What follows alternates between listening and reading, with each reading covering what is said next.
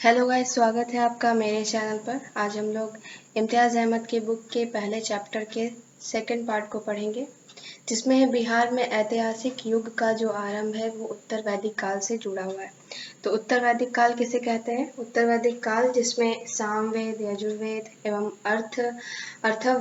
अथर्ववेद तथा ब्राह्मण ग्रंथों एवं उपनिषदों की रचना हुई थी, उससे उत्तर वैदिक काल कहते हैं। फिर है आर्यों के पूर्वी भारत में विस्तार और गांगेय घाटी के क्षेत्र में द्वितीय नगरीयकरण की प्रक्रिया में बिहार का विशेष महत्व रहा है। यानी आर्यों का जो आगमन हुआ था और गांगेय घाट के क्षेत्र यानी गंगा की घाटी के क्षेत्र में जो द्वितीय नगरीकरण की प्रक्रिया शुरू हुई, उसमें अब बिहार का बहुत महत्व है। फिर छठी शताब्दी ईसा पूर्व में बौद्ध धर्म और जैन धर्म यानी इन दो धर्मों का जो उद्गम स्रोत है वो बिहार से ही शुरू होता है, बिहार से शुरू होता है और बिहार ने संसार को शांति व अहिंसा का संदेश दिया था। इसी क्षेत्र से विशाल साम्राज्यों की उत्पत्ति की प्रक्रिया भारतीय उपमहाद्वीप में आरंभ हुई। नंद शासकों द्वारा प्रस्तुत नींव पर मौर्यों ने एक कुशल केंद्रीकृत शासन प्रणाली का यहाँ निर्माण किया। नंद शासक जो एक प्रसिद्ध शासक है, उनका नाम है महापद्म नंद। उन्होंने सभी जो उनके निकटवर्ती राजवंश थे उन्हें जीत कर एक केंद्रीकृत शासन व्यवस्था लागू की और इन्हें केंद्रीकृत शासन प्रणाली का जनक भी माना जाता है। इसके बाद सम्राट अशोक ने पहली बार एक कल्याणकारी राज्य का आदर्श प्रस्तुत किया। कल्याणकारी राज्य किसे कहेंगे?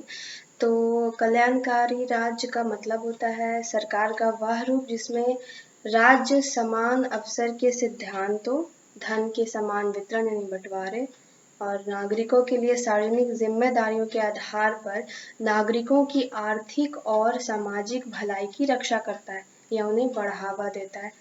वैसे राज्य को कल्याणकारी राज्य कहेंगे। फिर है गुप्त काल में यह जो क्षेत्र था वो था विद्या, साहित्य और ज्ञान की अद्भुत प्रगति का साक्षी रहा है, यानी बिहार। पाल शासकों ने इसे बौद्ध विद्या का प्रसिद्ध केंद्र बनाया, जिसे अंतर्राष्ट्रीय ख्याति प्राप्त हुई, यानी अंतर्राष्ट्रीय स्तर पर इसे ख्याति मिली। फिर है चित्रकला एवं मूर्ति कला की अनूठी प्रगति भी इसी काल से शुरू होती है।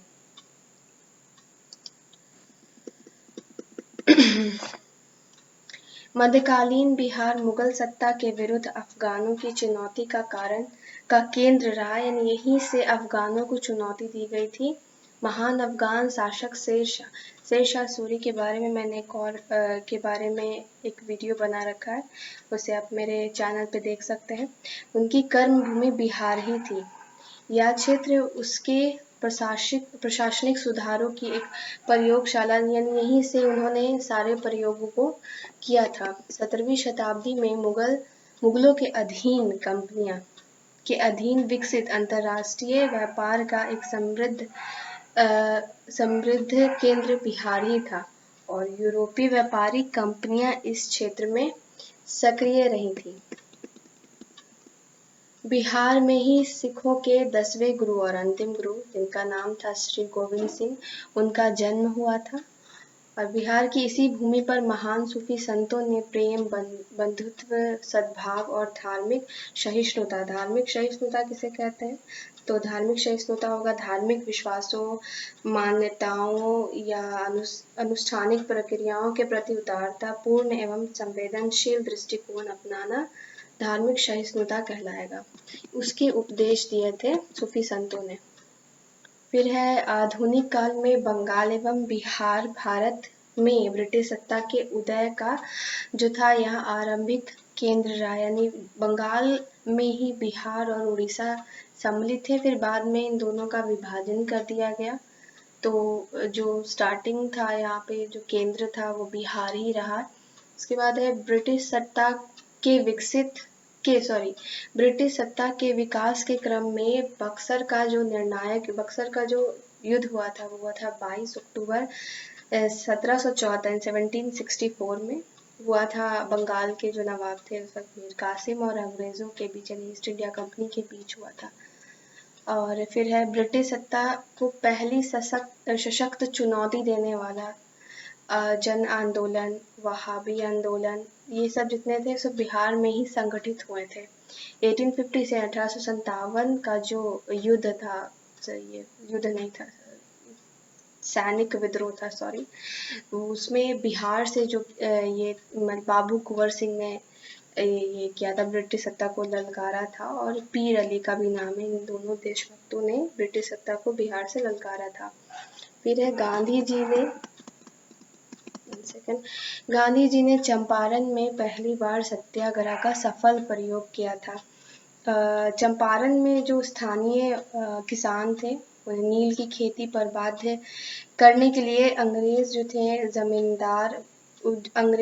जमींदार जो थे उन्हें प्रति बीघा जमीन में 3 कट्ठा पर नील की खेती के लिए आदेश देते थे।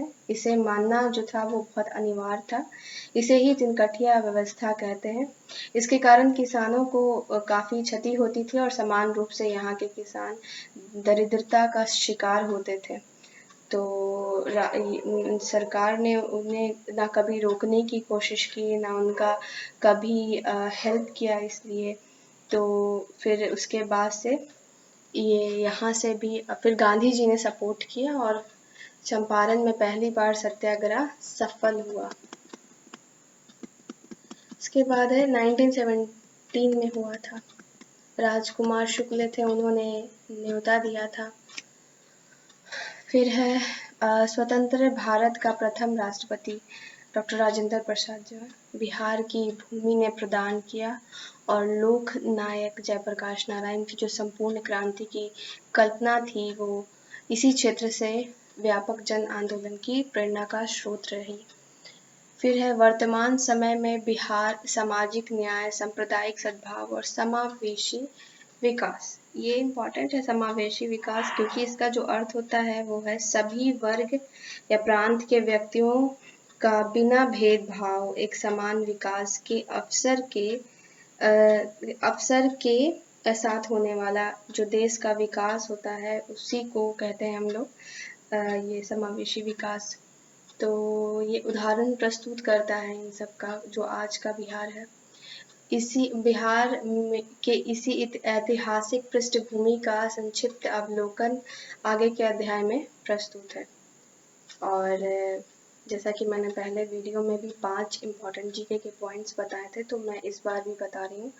पहला जो है वो उत्तर वैदिक काल जो मैंने बताया था, उसका जो टाइम पीरियड है वो 1000 ईसा पूर्व से 600 ईसा पूर्व तक है। फिर आर्य शब्द का इसमें इस्तेमाल हुआ, तो आर्यों के बारे में भी बता देती हूँ। तो आर्य शब्द का जो शाब्दिक अर्थ होता है वो होता है श्रेष्ठ या कुलीन। फिर तीसरा जो पॉइंट है वो तंबाकू का जो फसल है, तंबाकू फसल का ज्ञान वैदिक काल के लोगों को नहीं था। सत्यमेव जयते जो है वो मुंडक उपनिषद से लिया गया है। ये बहुत इंपॉर्टेंट है, बहुत बार सवाल पूछा भी जा चुका है। और प्रथम विधि निर्माता अगर पूछेगा तो वो है मनु। तो अभी के लिए इतना ही, और अगर मेरा वीडियो आप लोगों को पसंद आता है तो इसे शेयर कीजिए, मेरे चैनल को सब्सक्राइब कीजिए। Thank you.